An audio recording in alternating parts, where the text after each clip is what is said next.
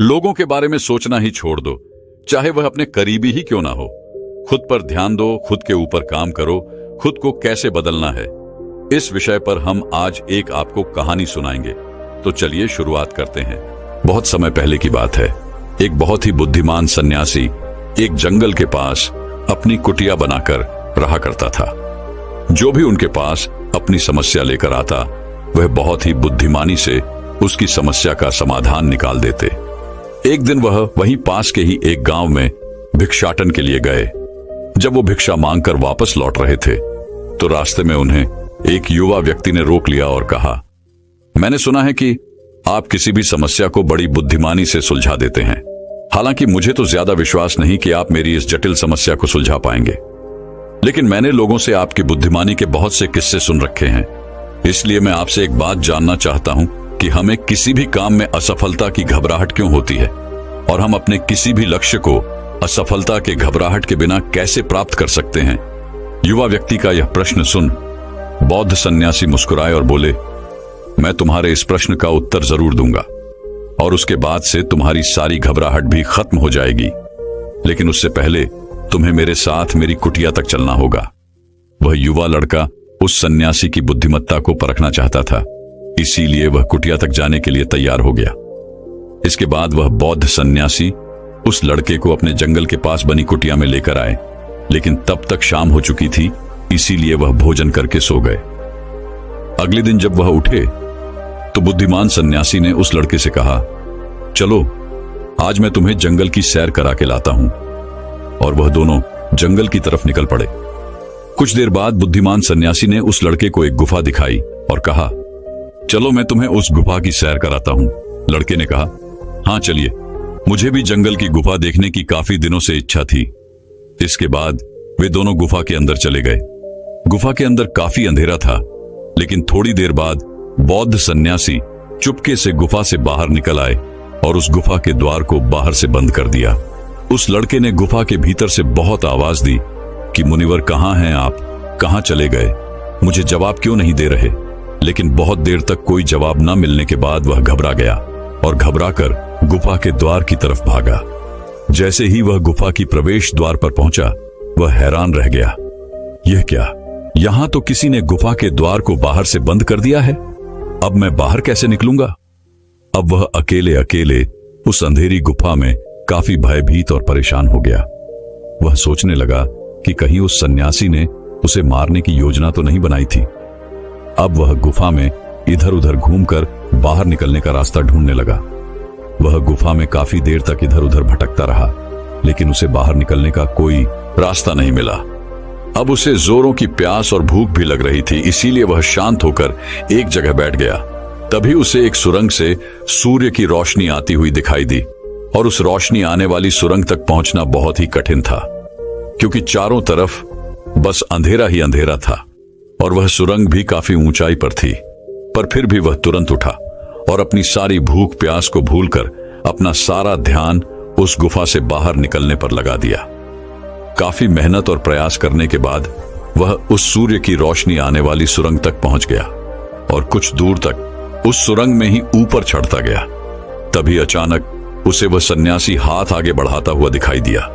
वह लड़का झट से उस सन्यासी का हाथ पकड़कर बाहर आ गया, और बाहर निकलते ही उस सन्यासी को गुस्से से चिल्लाकर कहा, मुनिवर आप पागल हो गए हैं। आप मुझे अंधेरी गुफा में अकेले छोड़कर आ गए।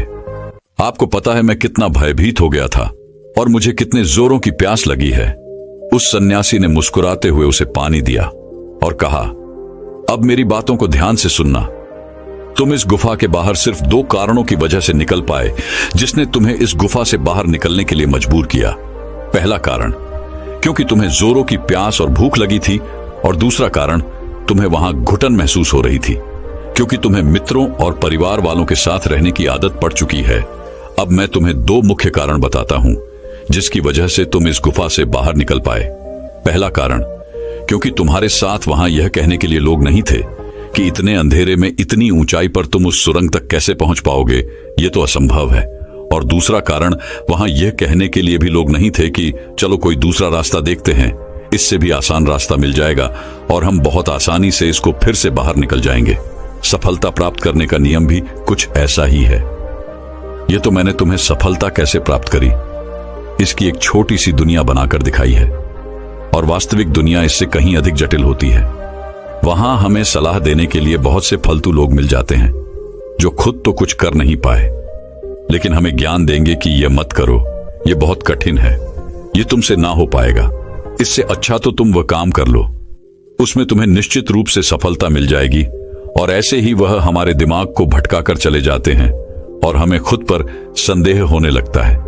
सफलता ना मिलने का एक बड़ा कारण यह भी है कि सफलता प्राप्त करने की प्रक्रिया बहुत लंबी होती है, और यहां जब हमारा मन घंटों घंटों में बदल जाता है तो फिर लक्ष्य प्राप्ति के महीनों और सालों के प्रयास में ही हमारा मन क्यों नहीं बदलेगा। हमारा मन बदल ही जाता है और हम उस रास्ते को छोड़कर अलग अलग राष्ट्रीय अपनाने लगते हैं। गौतम बुद्ध अक्सर अपने शिष्यों से कहा करते थे कि परेशानियां हमें तभी दिखती हैं जब हमारा ध्यान हमारे लक्ष्य पर नहीं होता। और यह बात 100% सही है। जैसे जब एक तीरंदाज तीर मारने वाला होता है तो वह अपनी एक आंख को बंद कर लेता है और दूसरी आंख से सिर्फ लक्ष्य को देखता है, तब जाकर वह अपने लक्ष्य को भेद पाता है। ठीक इसी प्रकार हमें सफलता का डर तभी लगता है जब हमारा ध्यान अपने लक्ष्य पर न होकर रास्ते पर आने वाली कठिनाइयों पर होता है। तुम इस गुफा से बाहर इसीलिए निकल पाए क्योंकि तुम्हें गुफा के अंदर सुरंग से आने वाली रोशनी के अलावा और कुछ दिखाई नहीं पड़ रहा था। अगर उस गुफा के अंदर प्रकाश होता तो तुम वहां के बड़े बड़े गड्ढों और कीड़े मकोड़ों को देखकर डर जाते और वहीं भटकते रह जाते। इसीलिए अपना सारा ध्यान केवल अपने लक्ष्य पर टिकाए रखो और आसपास क्या हो रहा है, लोग क्या बोल रहे हैं, उस पर ध्यान देना बंद कर दो। तुम्हारे मित्र और रिश्तेदार क्या कर रहे हैं, उन्हें सफलता मिली कि नहीं, ये सब देखना बंद कर दो और केवल खुद के काम पर ध्यान दो। फिर देखना कि जब तुम्हारा समय आएगा तो लोग खड़े होकर तुम्हारे लिए तालियां बजाएंगे। और इतना कहकर वह बुद्धिमान सन्यासी मौन हो गए।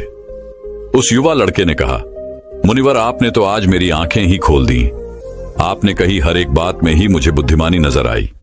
आप सच में बहुत बुद्धिमान हैं, इसीलिए सभी आपको बुद्धिमानी का लोहा मानते हैं। मैं आपको वचन देता हूं कि आज से मैं मेरे मन को कभी भी असफलता के डर से नहीं सताऊंगा। मैं अपना पूरा ध्यान सिर्फ अपने काम पर लगाऊंगा और जल्दी ही एक सफल व्यक्ति बनकर दिखाऊंगा। इतना कहकर उस लड़के ने बुद्धिमान सन्यासी का धन्यवाद किया और वापस अपने गांव चला गया। तो दोस्तों, चलिए इसके बाद की इससे भी अच्छी कहानी की शुरुआत करते हैं। पुराने समय की बात है। नगर में रहने वाला सबल नाम का एक लड़का अपनी जिंदगी से बहुत निराश था। उसकी निराशा का कारण यह था कि वह अब तक कुछ भी नहीं कर रहा था। उसके माँ बाप उसे ताने मारते कि तेरे सारे मित्र कुछ ना कुछ कर रहे हैं, लेकिन तू अभी भी घर में ही बैठा हुआ है। मित्रों के बीच भी अक्सर उसका मजाक ही बनता। वह कहीं जाता तो लोग उससे पूछते कि क्या कर रहे हो। उसे यह बताने में बड़ी शर्म आती कि अभी वह कुछ भी नहीं कर रहा। धीरे धीरे उसने रिश्तेदारों के यहां जाना और लोगों से मिलना जुलना कम कर दिया। वह ज्यादातर समय अपने घर में ही बैठा रहता। वह अकेले में रोता, भगवान को कोसता और अपनी किस्मत को दोष देता। अब उसे अपनी जिंदगी बोझ सी लगने लगी थी। कभी कभी वह सोचता कि जब वे कुछ करने के लायक ही नहीं हैं, तो फिर उसके जिंदा रहने का भी क्या फायदा, उसे तो मर जाना चाहिए। एक दिन वह अपने नगर की एक सड़क से गुजर रहा था। तभी उसने देखा कि एक गुरु दुख के ऊपर प्रवचन दे रहे हैं। वह भी वहीं भीड़ में पीछे बैठ गया और गुरु के प्रवचन सुनने लगा। गुरु बोल रहे थे कि दुख एक गुरु की भांति होता है जो हमें जीवन की सच्चाई दिखाता है और हमें सही से जीवन जीने का तरीका सिखाता है। आप चाहें तो अपने दुख रूपी गुरु से जीवन जीना भी सीख सकते हैं और चाहें तो उस दुख में डूबकर बैठकर रो भी सकते हैं। सबल भी गुरु की यह सारी बातें ध्यान से सुन रहा था, लेकिन उसे गुरु की यह बातें सही नहीं लगी। उसने खड़े होकर कहा, दुख कुछ भी सीखा कर नहीं जाता, सिर्फ पीड़ा देकर जाता है। दुख की पीड़ा अनंत होती है। ऐसा लगता है इसके बाद कुछ भी नहीं होने वाला, कुछ भी नहीं मिलने वाला। मृत्यु भी उसके सामने छोटी लगने लगती है। गुरु ने कहा, आखिर क्या दुख है तुम्हें? सबल ने अपना सारा दुख गुरु के समक्ष कह सुनाया और पूछा, क्या आपके पास मेरे इस दुख का कोई समाधान है? गुरु मुस्कुराए और बोले, जिस दिन तुम्हारे पास सच्चा दुख आए उसी दिन मेरे पास लौट कर आना, मैं तुम्हारे दुख का समाधान अवश्य करूंगा। इतना कहकर गुरु वहां से चले गए। सबल ने सोचा, क्या मेरा दुख सच्चा नहीं है? क्या जिस दुख से मैं गुजर रहा हूं वो झूठा है? कोई भी मेरे दुख को नहीं समझ सकता। जब मां बाप नहीं समझ पाई तो गुरु क्या समझेंगे? अपने दुखों से परेशान होकर सबल ने एक निर्णय लिया कि अब वह कुछ करके दिखाएगा। उसने एक छोटा सा व्यापार शुरू किया, लेकिन उसमें उसे सफलता नहीं मिल रही थी। पर उसके घर वाले खुश थे कि वह कुछ तो प्रयास कर रहा है। वह अपने व्यापार में जुटा रहा और उसे धीरे धीरे सफलता भी मिलने लगी। फिर उसने रफ्तार पकड़ ली और सिर्फ 3 साल के अंदर ही वह एक बड़ा व्यापारी बन गया। अब सबल के चारों तरफ ऐसे बहुत से लोग थे जो उसकी चिंता करते थे, उसे पसंद करते थे, उसके काम की प्रशंसा करते थे। अब उसके घर वाले भी उसकी प्रशंसा करते नहीं थकते थे। दिन प्रतिदिन उसके मित्रों की संख्या बढ़ती जा रही थी। अब वह अपनी जिंदगी से बहुत ही खुश था। उसके कुछ मित्रों ने उसे सलाह दी कि जब तुम बड़े व्यापारी बनकर इतने खुश हो तो सोचो कि अगर तुम इस नगर के, इस राज्य के सबसे बड़े व्यापारी बन जाओ तो तुम्हारे पास कितना सुख होगा, कितने लोग तुमसे जुड़ना चाहेंगे, तुम्हारा कितना नाम फैलेगा, स्वयं राजा भी तुमसे मित्रता करना चाहेंगे और जरूरत पड़ने पर तुमसे ही धन उधार लेंगे। मित्रों की यह बात सबल के मन में घर कर गई। अब उसने और भी धन कमाने का प्रयास शुरू कर दिया, लेकिन उसे यह सब कुछ बहुत ही जल्दी चाहिए था। वह यह सब कुछ प्राप्त करने में अपना ज्यादा समय बर्बाद नहीं करना चाहता था। इसीलिए उसने ऐसे भी कार्य करने शुरू कर दिए जो उचित नहीं थे। उसने बड़ी मात्रा में अपने मित्रों से धन उधार लेना शुरू कर दिया। ज्यादा मुनाफा कमाने के लालच में अपने सामान में मिलावट करने लगा। उसने दूसरे व्यापारियों के खिलाफ षड्यंत्र भी रचे, उन्हें डराया धमकाया। जैसा जैसा उसके मित्र उससे कहते गए वह वही करता गया। वही इन तरीकों से ज्यादा धन तो कमा रहा था, लेकिन अब उसके जीवन में सुकून ही रह गया था। उसके मन की शांति गायब हो गई थी। उसे रातों में नींद नहीं आती थी। वह किसी उधेड़बुन में लगा रहता था। सुख सदन की सारी वस्तुएं होने के बाद भी उसे किसी में सुख नहीं मिल रहा था। एक दिन सबल अपनी गाड़ी में सवार होकर कहीं जा रहा था। तभी रास्ते में उसे गुरु का आश्रम दिखा। वह रुक गया। वह गुरु के पास जाकर बोला, गुरुदेव, आपने कहा था कि जब तुम्हारे जीवन में सच्चा दुख आए तब मेरे पास आना। अब मैं बहुत दुखी हूं। मेरे रातों की नींद गायब हो गई है। मुझे कहीं सुकून नहीं मिल रहा। इस तरीके से सबल ने अपनी सारी समस्या गुरु के सामने कह सुनाई। गुरु ने कहा, जब तुम मुझसे पहली बार मिले थे तब भी तुम किसी दुख में थे। तुमने उस दुख से क्या सीखा? सबल ने कहा, मैंने सीखा कि सिर्फ सोचने और चिंता करने से कुछ नहीं होता। अपनी सोच को सच करने के लिए कर्म करना पड़ता है, और सिर्फ कर्म करने से भी कुछ नहीं होता। अपने कर्म को अंतिम पड़ाव तक ले जाना भी आवश्यक होता है। चाहे रास्ते में कितनी ही मुश्किलें आए, मन कितना ही निराश हो, कितना ही लगे कि अब आगे कुछ भी नहीं होने वाला, तब भी यह मानकर चलो कि मैं जो भी कर रहा हूं उसमें सफल अवश्य होऊंगा। लोग सिर्फ सफल व्यक्ति को ही सम्मान देते हैं। फिर चाहे कोई कितना ही अच्छा क्यों ना हो, वह लोगों की नजरों में बोझ ही होता है। यह सब सुन गुरु मुस्कुराए और बोले, यह असली दुख नहीं है। जब तुम्हारे जीवन में असली दुख आए तब मेरे पास आना, मैं उसका समाधान अवश्य करूंगा। सबल ने जाते समय गुरु को सोने के सिक्कों से भरा एक घड़ा भेंट किया। घड़ा देखकर गुरु ने कहा, यह मेरे किसी काम का नहीं, इसे उस पेड़ के नीचे गड्ढा खोदकर दफना दो। सबल ने गुरु के कहे अनुसार घड़े को पेड़ के नीचे दफना दिया और वहां से चला गया। कुछ दिनों तक तो व्यापार अच्छी तरक्की कर रहा था, लेकिन गलत व्यापार की वजह से ही धीरे धीरे उस व्यापार में घाटा होने लगा। उसकी सारी धन संपदा धीरे धीरे खत्म होने लगी और एक दिन ऐसा आया जब उसके पास कुछ भी नहीं बचा और वह कर्जे से भर चुका था। लेकिन वह निश्चिंत था क्योंकि उसने सारा कर्ज अपने मित्रों से ही लिया था।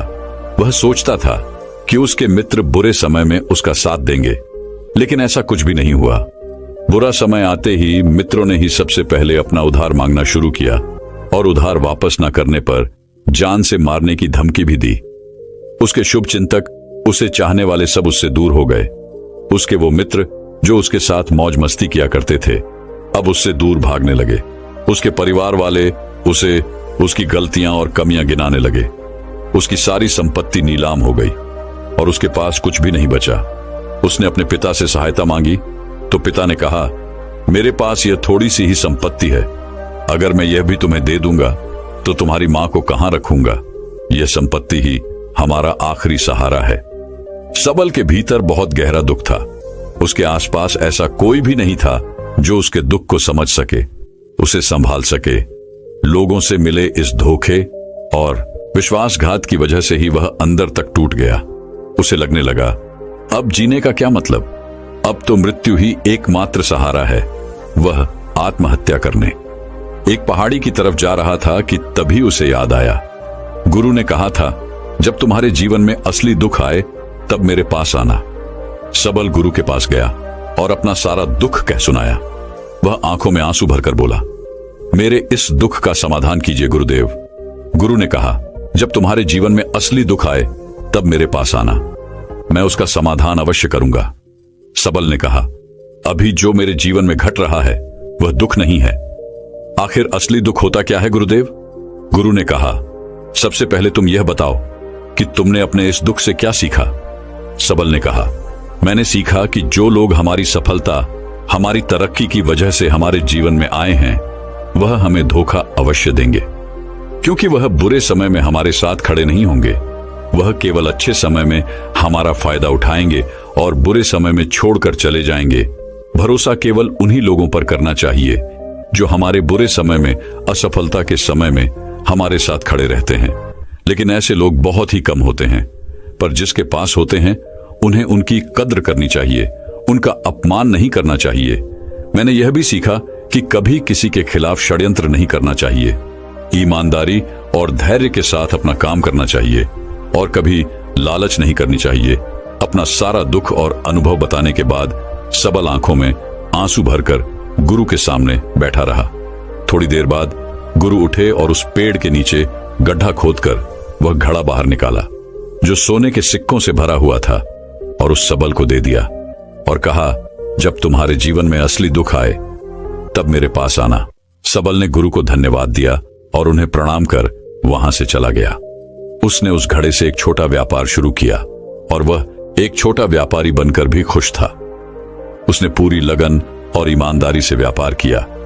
देखते ही देखते वह अपने नगर का फिर एक बड़ा व्यापारी बन गया। उसका जीवन खुशियों और सुविधाओं से भर गया। लेकिन कोई कितना भी अच्छा हो, कितना भी अच्छा काम करे, दान करे, लोगों की मदद करे, लेकिन जीवन में दुख तो आता ही है। तो सबल के जीवन में भी दुख आया। उसके माता पिता एक ही दिन में मृत्यु को प्राप्त हो गए। सबल अपने माता पिता से बहुत प्रेम करता था, इसलिए उसे उनकी मृत्यु से बहुत गहरा आघात पहुंचा। वह उन दोनों के पार्थिव शरीर को शमशान घाट ले गया जहां उनकी अंतिम क्रिया की गई। वहां उसने अपने माता पिता के शरीर को जलते हुए देखा तो उसका मन बेचैन हो गया। उसके अंदर बहुत से प्रश्न उठने लगे। वह घर वापस आया तो उसने अपने माता पिता के घर और संपत्ति को देखा जिसके लिए उसके पिता हमेशा लड़ते रहते थे। आज वो लावारिस पड़ी है। आज उसकी देखरेख करने वाली, उसके लिए लड़ने वाली इस दुनिया से ही चले गए। उसके पिता ने जो भी कमाया था, जो भी बनाया था, वह सब यही रह गया था। एक दिन पहले तक किसी से भी अपनी संपत्ति के लिए लड़ जाने वाले उसके पिता आज खुद इस दुनिया से अलविदा हो गए थे। उसका मन इसी तरह के अनेक विचारों के बवंडर में फंसा हुआ था। उसे अंदर से अकेलापन और डर महसूस हो रहा था। उसे कुछ खालीपन सा महसूस हो रहा था। उसे लग रहा था कुछ तो है जिसे वो समझ नहीं पा रहा। इसीलिए वो गुरु के पास गया। उसे देखते ही गुरु ने कहा, क्या जीवन में कोई दुख है? सबल ने कहा, वैसे तो जीवन में कोई दुख नहीं है गुरुदेव, सब सुख है, सब अच्छा चल रहा है। लेकिन आज मेरे माता पिता की मृत्यु हो गई। इस घटना से मेरा मन बहुत दुखी और बेचैन है। गुरु ने कहा, इसमें दुखी होने वाली कौन सी बात है? एक दिन तो सभी के प्रियजनों को मरना ही है। हमेशा जीवित न तो कोई रहा है और न ही कोई रहेगा। एक दिन तो तुम्हें भी मरना ही है। हो सकता है कल ही मर जाओ या आज भी मर सकते हो। सबल ने कहा, यह आप क्या कह रहे हैं गुरुदेव कि मैं भी मर जाऊंगा? पर मैं तो अभी जवान हूं, गुरु ने कहा। इस भ्रम में तो सभी जी रहे हैं कि मृत्यु दूसरों को आती है, बूढ़ों को आती है, लेकिन बूढ़ों के सामने ही जवान मर जाते हैं, बच्चे मर जाते हैं। मृत्यु का किसी की उम्र से कोई संबंध नहीं, यह तो सबको अपना शिकार बना लेती है। गुरु की यह बातें सबल के मन में घर कर गई और वह चुपचाप वहां से चला गया। लेकिन उसका मन अभी बेचैन था, अब भी अशांत था। वह कुछ खालीपन सा महसूस कर रहा था। वह पूरे दिन अपने बारे में ही सोचता रहता कि वह कौन है, इस दुनिया में क्यों आया है, क्या सिर्फ चीजों का प्रयोग करना और मरना ही जीवन का लक्ष्य है। ऐसे ही बहुत से प्रश्न उसके मन में लगातार उठ रहे थे, लेकिन उसे अपने किसी भी प्रश्न का उत्तर नहीं मिल पा रहा था और उसका दुख दिन प्रतिदिन बढ़ता जा रहा था। इसीलिए कुछ दिनों बाद वह फिर गुरु के पास पहुंचा और बोला, गुरुदेव, मैं बहुत दुखी हूं क्योंकि मैं यह नहीं जान पा रहा कि मैं कौन हूं और इस दुनिया में क्यों आया हूं।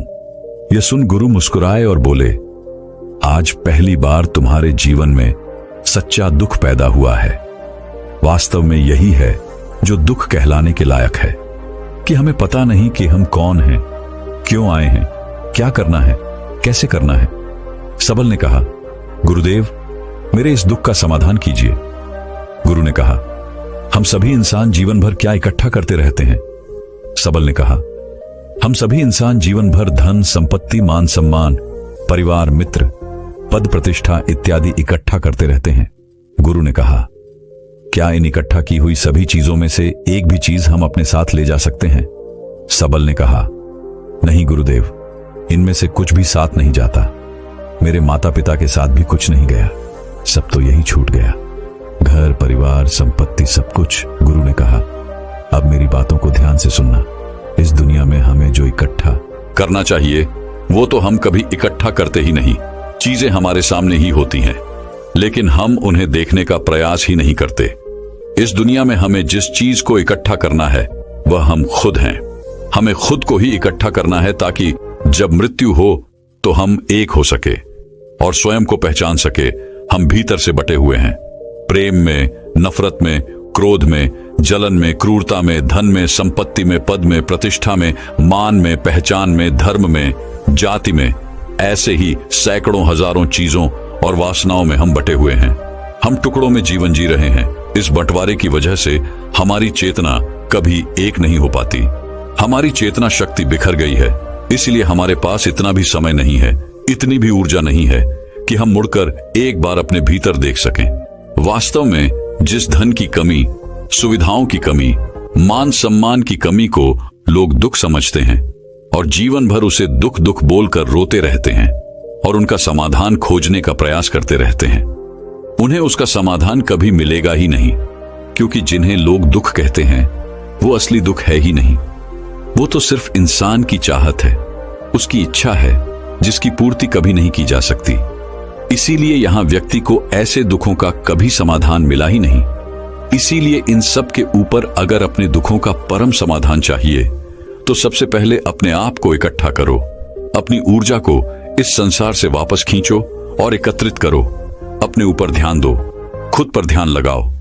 मृत्यु से पहले ही अपने आप को पहचान लो, ऐसे ही बिखरे हुए मत चलो। सबल ने कहा, तो क्या गुरुदेव, हमें यह संसार छोड़ देना चाहिए? अपनी सभी इच्छाओं को मार देना चाहिए? किसी से प्रेम नहीं करना चाहिए? धन संपत्ति नहीं इकट्ठा करनी चाहिए? मान सम्मान की आशा छोड़ देनी चाहिए? गुरु ने कहा, एक बिखरे हुए मनुष्य के अंदर से कामनाएं, इच्छाएं और वासनाएं ऐसे ही निकलती हैं जैसे पहाड़ से कोई पत्थर गिर रहा हो, जिस पर पहाड़ का कोई नियंत्रण नहीं है, सिवाय देखने, परेशान होने और कुछ होने के। इसी प्रकार एक बिखरे हुए मनुष्य की इच्छाएं अनियंत्रित और दुखदायी होती है। उसका अनियंत्रित मन कुछ भी इच्छाएं और कल्पनाएं करता रहता है और दुखी होता रहता है। लेकिन जब व्यक्ति एकत्रित हो जाता है तो वह जो भी करता है सब उसके नियंत्रण में रहता है। तब इच्छाएं भी उसकी इच्छा से निकलती हैं। सबल ने कहा, गुरुदेव, आपने मेरे सच्चे दुख का समाधान कर दिया।